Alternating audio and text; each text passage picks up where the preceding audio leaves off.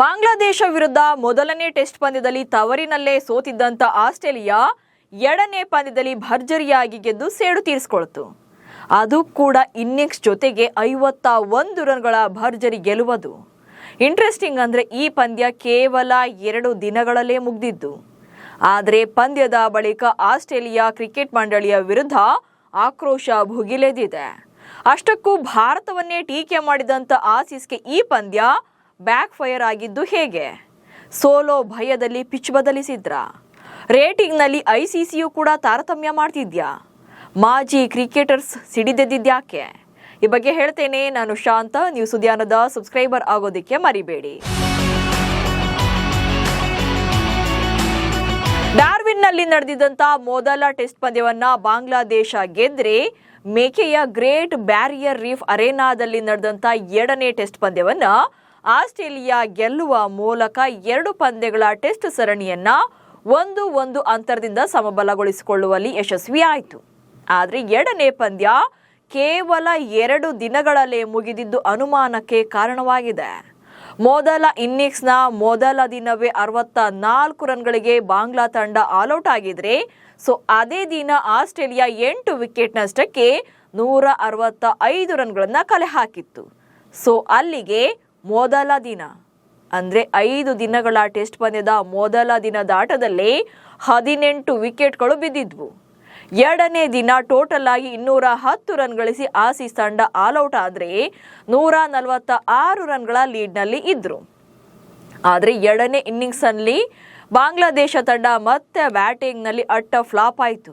ಕೇವಲ 95 ರನ್ಗಳಲ್ಲಿ ಮತ್ತೆ ಆಲ್ಔಟ್ ಆದ್ರು. ಹೀಗಾಗಿ ಪಂದ್ಯ ಕೇವಲ 2 ದಿನಗಳಲ್ಲಿ ಮುಗಿದು ಒಂದು ಇನ್ನಿಂಗ್ಸ್ನ ಜೊತೆಗೆ ಆಸ್ಟ್ರೇಲಿಯಾ ತಂಡ 51 ರನ್ಗಳ ಭರ್ಜರಿ ಗೆಲುವನ್ನ ದಾಖಲು ಮಾಡಿತು. ಟೆಸ್ಟ್ ಕ್ರಿಕೆಟ್ನ ಇತಿಹಾಸದಲ್ಲೇ ಬಾಂಗ್ಲಾದೇಶ ತಂಡ ಪಂದ್ಯವೊಂದರಲ್ಲಿ 2 ಇನ್ನಿಂಗ್ಸ್ಗಳಲ್ಲೂ ಕೂಡ 100 ರನ್ಗಳ ಒಳಗೆ ಔಟ್ ಆಗಿದ್ದು ಅಥವಾ ಆಲ್ಔಟ್ ಆಗಿದ್ದು ಫಾರ್ ದಿ ಫಸ್ಟ್ ಟೈಮ್ ಇದು. ಈ ಗೆಲುವು ಆಸೀಸ್ ತಂಡಕ್ಕೆ ಮರ್ಯಾದೆಯನ್ನ ಉಳಿಸಿದೆಯಾದರೂ ಕೂಡ ಹಲವು ಪ್ರಶ್ನೆಗಳನ್ನ ಹುಟ್ಟು ಹಾಕಿದೆ. ಮಾಜಿ ಕ್ರಿಕೆಟರ್ಸ್ ಹಲವು ಪ್ರಶ್ನೆಗಳನ್ನ ಮಾಡಿದ್ದಾರೆ. ಪಿಚ್ ಬಗ್ಗೆ ಕೂಡ ಅನುಮಾನಗಳನ್ನ ಮೂಡಿಸಿದೆ. ಸೋಲಿನ ಭಯದಲ್ಲಿ ಪಿಚ್ ಬದಲಾವಣೆ ಮಾಡಿದ್ರ? ಬಾಂಗ್ಲಾದೇಶದ ವಿರುದ್ಧ ಮೊದಲ ಪಂದ್ಯದಲ್ಲಿ for the first time in history Australia ತಂಡ ತವರಿನಲ್ಲಿ ಟೆಸ್ಟ್ ಪಂದ್ಯವನ್ನ ಸೋತಿತ್ತು. ಈ ಪಂದ್ಯದ ಬಳಿಕ ದೊಡ್ಡ ಅವಮಾನ ಉಂಟಾಗಿತ್ತು. ಮಾಜಿ ಕ್ರಿಕೆಟರ್ಸ್ ಕೂಡ ತಮ್ಮ ತಂಡದ ವಿರುದ್ಧವೇ ಮಾತುಗಳನ್ನಾಡಿದ್ರು. ಹಾಗೆ ನಾಯಕನ ವಿರುದ್ಧ ಕೂಡ ಆಕ್ರೋಶಗಳು ಕೇಳಿ ಬಂದಿತ್ತು. ಎರಡನೇ ಪಂದ್ಯದಲ್ಲೂ ಸೋತು ಕ್ಲೀನ್ ಸ್ವೀಪ್ ಆಗುವಂತ ಭಯ ಹುಟ್ಕೊಂಡಿತ್ತು. ಇದೇ ಕಾರಣಕ್ಕೆ ಎರಡನೇ ಪಂದ್ಯ ನಡೆಯಲಿರುವಂತಹ ಮೈದಾನದ ಪಿಚ್ನಲ್ಲಿ ಕೆಲ ಬದಲಾವಣೆಗಳನ್ನ ಮಾಡಿದ್ರು ಎನ್ನುವಂತ ಆರೋಪಗಳಿವೆ. ಅದು ಅಲ್ಲದೆ ಒಂದಷ್ಟು ಕ್ರಿಕೆಟರ್ಸ್ ಕೂಡ ಈ ಬಗ್ಗೆ ಧ್ವನಿ ಎತ್ತಿದ್ದಾರೆ. 2 ದಿನಗಳಲ್ಲಿ ಟೆಸ್ಟ್ ಪಂದ್ಯ ಮುಗಿದಿದ್ದನ್ನ ಭಾರತದ ದಿಗ್ಗಜ ಆಟಗಾರ ಸುನಿಲ್ ಗವಾಸ್ಕರ್ ಪ್ರಶ್ನೆ ಮಾಡಿದ್ದಾರೆ. 5 ದಿನಗಳ ಟೆಸ್ಟ್ ಪಂದ್ಯಗಳನ್ನು ಆಡಿಸೋದೇ ಇದೊಂದು ಲಾಂಗ್ ಫಾರ್ಮೆಟ್ ಗೇಮ್ ಅನ್ನೋದ್ರಿಂದ 2 ದಿನಗಳಲ್ಲಿ ನೀವು ಪಂದ್ಯವನ್ನ ಮುಗಿಸ್ತೀರಿ ಅಂತಂದ್ರೆ ಅದು ಯಾವ ರೀತಿಯ ಲೆಕ್ಕ ಅಂತೇಳಿ ಸುನಿಲ್ ಗವಾಸ್ಕರ್ ಪ್ರಶ್ನೆ ಮಾಡಿದ್ದಾರೆ. ಒಂದು ರೀತಿಯಾಗಿ ಆಕ್ರೋಶವನ್ನೇ ಹೊರ ಹಾಕಿರುವಂತದ್ದವರು. ಯಾಕಂತಂದ್ರೆ ಮ್ಯಾಕೆ ಪಿಚ್ಗೆ ವೆರಿ ಗುಡ್ ಎಂದು ಐಸಿಸಿಯಿಂದ ರೇಟಿಂಗ್ ಸಿಗುವ ಚಾನ್ಸಸ್ ಇದೆ. ಇಲ್ಲಿ ಆಕ್ಚುಲಿ ಟೆಸ್ಟ್ ಫಾರ್ಮೆಟ್ ಅಂತ ಬಂದಾಗ ಆಟಗಳು ಬೇಗನೆ ಮುಗಿದಾಗ ಅಥವಾ ಪಂದ್ಯದಲ್ಲಿ ಒಂದಷ್ಟು ಅನ್ಅಫಿಷಿಯಲ್ ತರ ಏನಾದರೂ ಪಂದ್ಯ ನಡೆದಾಗ ಆ ಪಂದ್ಯಗಳಲ್ಲಿ ಐಸಿಸಿ ಆ ಒಂದು ಪಿಚ್ಗೆ ರೇಟಿಂಗ್ ಅನ್ನ ಕೊಡುತ್ತೆ. ಆದ್ರೆ ಇಲ್ಲಿ 2 ದಿನಗಳಲ್ಲೇ ಪಂದ್ಯ ಮುಗ್ದಿದ್ರು ಕೂಡ ಈ ಪಂದ್ಯ ನಡೆದಿದ್ದಂತ ಮ್ಯಾಕೆ ಪಿಚ್ಗೆ ವೆರಿ ಗುಡ್ ಅಂತೇಳಿ ಐಸಿಸಿಯಿಂದ ರೇಟಿಂಗ್ ಸಿಗುವಂತ ಚಾನ್ಸಸ್ ಇದೆ ಎನ್ನಲಾಗಿದೆ. ಆದ್ರೆ ಭಾರತದಲ್ಲಿನ ಪಿಚ್ಗಳಿಗೆ ಅನ್ಸ್ಯಾಟಿಸ್ಫ್ಯಾಕ್ಟರಿ ಅಥವಾ ಪೂರ್ ಎಂದು ರೇಟಿಂಗ್ ಗಳನ್ನ ಕೊಡ್ತಾರೆ. ಇದನ್ನೇ ಇಲ್ಲಿ ಸುನಿಲ್ ಗವಾಸ್ಕರ್ ಅವರು ಪ್ರಶ್ನೆ ಮಾಡಿರುವಂತದ್ದು. ನೀವು ಆಸ್ಟ್ರೇಲಿಯಾದ ಪಿಚ್ಗಳಲ್ಲಿ 2 ದಿನಕ್ಕೆ ಪಂದ್ಯ ಮುಗಿದ್ರೂ ಕೂಡ ಇಟ್ಸ್ ವೆರಿ ಗುಡ್ ಅಂತ ಹೇಳಿ ಪಿಚ್ಗೆ ರೇಟಿಂಗ್ ಕೊಡ್ತೀರಿ. ಅದೇ ಭಾರತದಲ್ಲಿ 3 ದಿನಗಳಲ್ಲಿ ಪಂದ್ಯ ಮುಗಿದಾಗ ಆ ಪಿಚ್ ಬಗ್ಗೆ ಪ್ರಶ್ನೆಗಳನ್ನ ಮಾಡ್ತೀರಿ, ಜೊತೆಗೆ ಅನ್ಸ್ಯಾಟಿಸ್ಫ್ಯಾಕ್ಟರಿ ಅಥವಾ ಪೂರ್ ಅಂತೇಳಿ ರೇಟಿಂಗ್ ಅನ್ನ ಕೊಡ್ತೀರಿ. ಟೀಕೆಗಳ ವಿಚಾರದಲ್ಲೂ ಕೂಡ ಡಬಲ್ ಸ್ಟ್ಯಾಂಡರ್ಡ್ ಯಾಕೆ ಅಂತೇಳಿ ಪ್ರಶ್ನೆಯನ್ನ ಮಾಡ್ತಾ ಇರುವಂತದ್ದು. ಇಲ್ಲಿ ಸುನಿಲ್ ಗವಾಸ್ಕರ್ ಮೇನ್ ಆಗಿ ಎತ್ತಿರುವಂತಹ ಪ್ರಶ್ನೆಯೇ ಡಬಲ್ ಸ್ಟ್ಯಾಂಡರ್ಡ್. ಭಾರತ ಹಾಗೆ ಆಸ್ಟ್ರೇಲಿಯಾ ವಿಚಾರದಲ್ಲಿ ಟೆಸ್ಟ್ ಫಾರ್ಮೆಟ್ ಅಂತ ಬಂದಾಗ ಯಾಕೆ ಈ ಪಿಚ್ ರೇಟಿಂಗ್ ನಲ್ಲಿ 2 ರೀತಿಯಾದಂತಹ ನಿಲುವನ್ನ ತೋರಿಸಿದ್ದೀರಿ ಅಂತೇಳಿ ಐಸಿಸಿಯನ್ನ ಪ್ರಶ್ನೆ ಮಾಡಿದ್ದಾರೆ. ಆಸ್ಟ್ರೇಲಿಯಾಗೆ ಮಾತ್ರ 2 ದಿನಗಳಲ್ಲೇ ಪಂದ್ಯ ಮುಗಿದ್ರು ಕೂಡ ಯಾಕೆ ಪ್ರಶ್ನೆಗಳನ್ನ ಮಾಡಿಲ್ಲ ಅನ್ನೋದು ಅವರ ಒಂದು ವಾದ. ಇನ್ನು ಬಾಂಗ್ಲಾದೇಶ ತಂಡದ ನಾಯಕ ಶಾಂಟೋ ಕೂಡ ಪಿಚ್ ಬಗ್ಗೆ ಪರೋಕ್ಷವಾಗಿ ಪ್ರಶ್ನೆಗಳನ್ನ ಮಾಡಿದ್ದಾರೆ. ಬಾಂಗ್ಲಾದೇಶದ ತಂಡದ ನಾಯಕ ಕೂಡ ಈ ಬಗ್ಗೆ ಪ್ರಶ್ನೆಯನ್ನ ಮಾಡಿರುವಂತದ್ದು. ಉಪಖಂಡದ ಪಿಚ್ಗಳಲ್ಲಿ ಬೌಲರ್ಸ್ ಮೇಲುಗೈ ಸಾಧಿಸಿದಾಗ ಪಿಚ್ ಅನ್ನ ಪರಿಶೀಲನೆ ಮಾಡಲಾಗುತ್ತೆ.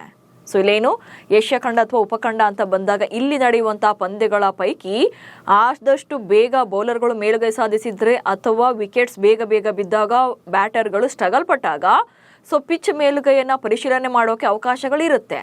ಆದ್ರೆ ಈಗ ಮ್ಯಾಕಿಯಲ್ಲೂ ಕೂಡ ಅದೇ ರೀತಿಯಾದಂಥ ಪರಿಶೀಲನೆ ಇರಬೇಕು ಅಂತೇಳಿ ಶಾಂಟೋ ತಮ್ಮ ಅಭಿಪ್ರಾಯವನ್ನ ವ್ಯಕ್ತಪಡಿಸಿದ್ದಾರೆ, ಬಾಂಗ್ಲಾ ನಾಯಕ. ಸೊ ಇಲ್ಲಿ ಅವರು ಕೇಳಿರುವಂಥ ಪ್ರಶ್ನೆ ಕರೆಕ್ಟ್ ಆಗೇ ಇದೆ. ಸೊ ಅಲ್ಲೂ ಕೂಡ ಪರಿಶೀಲನೆ ಆಗಲಿ ಪಿಚ್ ಬಗ್ಗೆ ಅಂತೇಳಿ ಅವರು ತಮ್ಮ ಅಭಿಪ್ರಾಯವನ್ನ ಹೇಳಿದ್ದಾರೆ. ಸೊ ಇಲ್ಲಿ ಬೇರೆ ರಾಷ್ಟ್ರಗಳ ಆಟಗಾರರಷ್ಟೇ ಅಲ್ಲ, ಈವನ್ ಆಸ್ಟ್ರೇಲಿಯಾ ತಂಡದ ಮಾಜಿ ಆಟಗಾರರಿಂದಲೂ ಕೂಡ ಈ ಪಂದ್ಯದ ನಂತರ ಕೆಲ ಪ್ರಶ್ನೆಗಳನ್ನ ಮಾಡ್ತಾ ಇರುವಂತದ್ದು. ಸೊ ಇಲ್ಲಿ ಆಸ್ಟ್ರೇಲಿಯಾ ತಂಡದ ಮಾಜಿ ನಾಯಕನೇ ಆಗಿರುವಂಥ ಲ್ಯಾಂಗರ್ ಕೂಡ 2 ದಿನಗಳ ಟೆಸ್ಟ್ಗೆ ಸಿಟ್ಟನ್ನ ವ್ಯಕ್ತಪಡಿಸಿದ್ದಾರೆ. ಸೊ ಇಲ್ಲಿ ಅವರು ಕೂಡ ಪ್ರಶ್ನೆಯನ್ನ ಮಾಡಿರುವಂಥದ್ದು. ಸೊ 2 ದಿನಗಳ ಟೆಸ್ಟ್ ಪಂದ್ಯ ಮುಗಿತಿದೆ ಅಂತ ಅಂದಾಗ ಅದು ಅನ್ಅಕ್ಸೆಪ್ಟಬಲ್ ಅಂತೇಳಿ ಅವರು ಹೇಳಿದ್ದಾರೆ. ಸೊ ಅದನ್ನು ಒಪ್ಕೊಳ್ಳೋಕೆ ಆಗೋದಿಲ್ಲ. 2 ದಿನಗಳಲ್ಲಿ ನೀವು ಟೆಸ್ಟ್ ಪಂದ್ಯವನ್ನ ಮುಗಿಸ್ತೀರಿ ಅಂದಾಗ ಸೊ ಅದು ಟೆಸ್ಟ್ ಫಾರ್ಮೇಟ್ಗೆ ಒಳ್ಳೆಯದಲ್ಲ, ಭವಿಷ್ಯಕ್ಕೆ ಮಾರಕ ಅಂತೇಳಿ ಅವರು ಕೂಡ ಹೇಳಿದ್ದಾರೆ. ಸೊ ಇನ್ನು 2 ದಿನಕ್ಕೆ ಮುಗ್ದಿರೋದು ಸಾಮಾನ್ಯ ಟೆಸ್ಟ್ ಪರಿಸ್ಥಿತಿ ಅಲ್ಲ ಅಂತೇಳಿ ಹೇಜಲ್ವುಡ್ ಕೂಡ ಹೇಳಿರುವಂತದ್ದು. ಸೊ ಆಸ್ಟ್ರೇಲಿಯಾ ತಂಡದ ಆಟಗಾರರಾಗಿರುವಂತ ಜೋಶ್ ಹೇಜಲ್ವುಡ್ ಕೂಡ ಟೆಸ್ಟ್ ಫಾರ್ಮೇಟ್ ನಲ್ಲಿ ಜಸ್ಟ್ 2 ದಿನಕ್ಕೆ ಪಂದ್ಯ ಮುಗಿಯೋದು ಸಾಮಾನ್ಯ ಟೆಸ್ಟ್ ನ ಸಿಚುಯೇಷನ್ ಅಲ್ವೇ ಅಲ್ಲ ಅಂತೇಳಿ ಅವರು ಕೂಡ ಅಪೋಸ್ ಮಾಡಿದ್ದಾರೆ. ಹೀಗಿದ್ರೂ ಕೂಡ ಒಂದಷ್ಟು ಆಸ್ಟ್ರೇಲಿಯನ್ ಕ್ರಿಕೆಟರ್ಸ್ ಮಾತ್ರ ಇದನ್ನ ಬ್ಯಾಟರ್ಗಳ ಫೇಲ್ಯೂರ್, ಬೌಲರ್ಗಳ ಎಕ್ಸ್ಟ್ರಾರ್ಡಿನರಿ ಪರ್ಫಾರ್ಮೆನ್ಸ್, ಸೊ ಪಿಚ್ನಲ್ಲಿ ಯಾವುದೇ ಗೋಲ್ಮಾಲ್ ಇಲ್ಲ ಅಂತೇಳಿ ಸಮರ್ಥನೆ ಮಾಡ್ಕೊಳ್ತಿದ್ದಾರೆ. ಅಂದ್ರೆ ವಿಕೆಟ್ಸ್ ಎಲ್ಲ ಬೇಗ ಬಿದ್ದಾಗ ಆಸ್ಟ್ರೇಲಿಯಾ ನೆಲದಲ್ಲಿ ಅದು ಬೌಲರ್ಗಳ ಸೂಪರ್ ಡೂಪರ್ ಪರ್ಫಾರ್ಮೆನ್ಸ್ ಆಗಿರುತ್ತೆ. ಅದೇ ಬೇರೆ ದೇಶಗಳಲ್ಲಿ ಆ ಥರ ಬಿದ್ದಾಗ ಅದು ಪಿಚ್ನ ಪ್ರಾಬ್ಲಮ್ ಆಗಿರುತ್ತೆ. ಸೊ ಇದು ಕೆಲ ಆಸ್ಟ್ರೇಲಿಯನ್ ಆಟಗಾರರ ಮೈಂಡ್ ಸೆಟ್. ಸೊ ತಮ್ಮಲ್ಲಿ ಆದಾಗ ಅದು ಸರಿ, ಬೇರೆಯವರಲ್ಲಾದಾಗ ಮಾತ್ರ ಅದು ತಪ್ಪು. ಈಗ ಅದನ್ನೇ ಕೆಲ ಮಾಜಿ ಕ್ರಿಕೆಟರ್ಸ್ ಹೇಳ್ತಾ ಇರುವಂಥದ್ದು. ಆಕ್ಚುಲಿ ಟೆಸ್ಟ್ ಕ್ರಿಕೆಟ್ನಲ್ಲಿ ಭಾರತದಲ್ಲಿ ಕೆಲ ಪಂದ್ಯಗಳು 3 ದಿನಗಳಿಗೆ ಮುಗ್ದಾಗೆಲ್ಲ ಇದೇ ಆಸ್ಟ್ರೇಲಿಯಾದಿಂದ ಟೀಕೆಗಳು ಕೇಳಿ ಬಂದಿದ್ದು ಕೂಡ ಇದೆ. 2023ರಲ್ಲಿ ಬಾರ್ಡರ್ ಗವಾಸ್ಕರ್ ಟ್ರೋಫಿ ವೇಳೆ ಆಸ್ಟ್ರೇಲಿಯಾದ ಮಾಧ್ಯಮಗಳಲ್ಲಿ ಪಿಚ್ ಅನ್ನ ಬೇಕಂತಲೇ ಸ್ಪಿನ್ ಫ್ರೆಂಡ್ಲಿ ಮಾಡಿದ್ದಾರೆ ಎನ್ನಲಾಗಿತ್ತು. ಸೊ ರಿಕಿ ಪಾಂಟಿಂಗ್ ಕೂಡ ಇದನ್ನೇ ಪ್ರಶ್ನೆ ಮಾಡಿದ್ರು. ಆಸ್ಟ್ರೇಲಿಯಾದ ಮಾಧ್ಯಮಗಳಲ್ಲಿ ಈ ಬಗ್ಗೆ ವರದಿಗಳು ಪ್ರಸಾರವಾಗಿದ್ವು. ಭಾರತ ಪಿಚ್ನಲ್ಲಿ ಬದಲಾವಣೆ ಮಾಡಿದೆ ಅಂತೇಳಿ ನಾಗ್ಪುರದಲ್ಲಿ ಆ ಮ್ಯಾಚ್ ನಡೆದಿತ್ತು. ಹಾಗೆ 2023ರ ಇಂದೋರ್ ಟೆಸ್ಟ್ ಪಿಚ್ಗೆ ಐಸಿಸಿ ಆರಂಭದಲ್ಲಿ ಪೂರ್ ರೇಟಿಂಗ್ ಅನ್ನ ನೀಡಿತ್ತು. ಅಂದ್ರೆ ಇಂದೋರ್ನಲ್ಲಿ ನಡೆದಿದ್ದಂಥ ಮ್ಯಾಚ್ಗೆ ಐಸಿಸಿ ಕಡೆಯಿಂದ ಪೂರ್ ರಿಸಲ್ಟ್ ಬಂದಿತ್ತು ಅಥವಾ ಪೂರ್ ರೇಟಿಂಗ್ ಅನ್ನ ಕೊಡಲಾಗಿತ್ತು. ಅಂದ್ರೆ ಪಿಚ್ ಸಮರ್ಪಕವಾಗಿಲ್ಲ ಅನ್ನೋ ರೀತಿಯಲ್ಲಿ ಕೊಟ್ಟಿದ್ರು. ಬಟ್ ಆನಂತರದಲ್ಲಿ ಬಿಸಿಸಿಐ ಮನವಿಯನ್ನ ಮಾಡುತ್ತೆ. ಸೊ ಈ ರೀತಿಯಾಗಿ ಪೂರ್ ಪಿಚ್ ಅಂತೇಳಿ ರೇಟಿಂಗ್ ಅನ್ನ ಕೊಡಬೇಡಿ ಅಂತೇಳಿ ಮನವಿಯನ್ನ ಮಾಡಿದ ಬಳಿಕ ಅದನ್ನ ಬಿಲೋ ಅವರೇಜ್ ಅಂತೇಳಿ ಐಸಿಸಿ ತಮ್ಮ ರೇಟಿಂಗ್ ನಲ್ಲಿ ಬದಲಾವಣೆ ಮಾಡಿತ್ತು. ಆದ್ರೆ ಭಾರತದ ಪಿಚ್ ಹಾಗೆ ಆಸ್ಟ್ರೇಲಿಯಾ ಪಿಚ್ಗಳ ವಿಚಾರದಲ್ಲಿ ಡಬಲ್ ಸ್ಟ್ಯಾಂಡರ್ಡ್ ತೋರಿಸ್ತಾ ಇರೋದು ಸ್ಪಷ್ಟವಾಗಿ ಕಾಣಿಸ್ತಾ ಇದೆ. ಒಟ್ನಲ್ಲಿ ಭಾರತದ ಪಿಚ್ಗಳ ಗುಣಮಟ್ಟದ ಬಗ್ಗೆ ಆಗಾಗ್ಗೆ ಪ್ರಶ್ನೆ ಮಾಡುವಂತ ಆಸ್ಟ್ರೇಲಿಯಾ ಈಗ ತನ್ನದೇ ತವರಿನಲ್ಲಿ ಆಗ್ತಾ ಇರುವಂತಹ ಪಂದ್ಯಗಳ ರಿಸಲ್ಟ್ ಅನ್ನ ಇಲ್ಲಿ ಪರಿಶೀಲನೆ ಮಾಡಬೇಕಾಗುತ್ತೆ. ಯಾಕಂದ್ರೆ ಆಸ್ಟ್ರೇಲಿಯಾದಲ್ಲಿ ನಡೀತಾ ಇರುವಂತಹ ಪಂದ್ಯಗಳ ಫಲಿತಾಂಶಗಳ ಇದಕ್ಕೆ ಅತ್ಯುತ್ತಮವಾದಂಥ ಉದಾಹರಣೆ. 2022ರಿಂದ ಈಚೆಗೆ 4 ಟೆಸ್ಟ್ ಪಂದ್ಯಗಳಲ್ಲಿ ಅಂದ್ರೆ ಆಸ್ಟ್ರೇಲಿಯಾದಲ್ಲಿ ನಡೆದಿರುವಂತಹ 4 ಟೆಸ್ಟ್ ಪಂದ್ಯಗಳು ಕೇವಲ 2 ದಿನಗಳಲ್ಲೇ ಮುಗ್ದಿವೆ. ಸೊ ಇನ್ನಾದ್ರೂ ಕೂಡ ಅವರು ಭಾರತವನ್ನ ಬ್ಲೇಮ್ ಮಾಡೋದು ಬಿಟ್ಟು ತನ್ನೊಳಗಿನ ಮಿಸ್ಟೇಕ್ಸ್ನ ಸರಿ ಮಾಡ್ಕೊಳ್ಬೇಕಿದೆ. ನಮಸ್ಕಾರ.